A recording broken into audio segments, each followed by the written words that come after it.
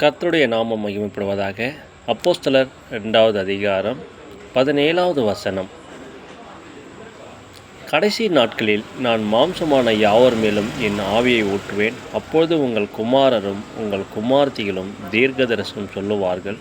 உங்கள் வாலிபர்கள் தரிசனங்களை அடைவார்கள். உங்கள் மூப்பார் சொப்பனங்களை காண்பார்கள். 18வது வசனம். என்னுடைய ஊழியக்காரர் மேலும் என்னுடைய ஊழியக்காரிகள் மேலும் அந்த நாட்களில் என் ஆவியை ஊற்றுவேன். அப்பொழுது அவர்கள் தீர்க்க தரிசனம் சொல்லுவார்கள். 19. அல்லாமலும் உயர வானத்திலே அற்புதங்களையும் தாழ பூமியிலே இரத்தம் அக்னி புகைக்காடாகிய அதிசயங்களையும் காட்டுவேன். 20வது.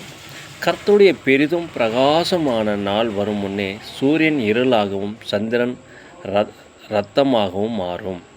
21. அப்பொழுது கர்த்தருடைய நாமத்தை தொழுது கொள்கிறவன் எவனோ அவன் ரட்சிக்கப்படுவான் என்று தேவன் உரைத்திருக்கிறார். இந்த வேத வாக்கியத்தில் சொல்லப்பட்ட வார்த்தை ஒவ்வொன்றும் ஆண்டவரே இதை பார்க்கும்போது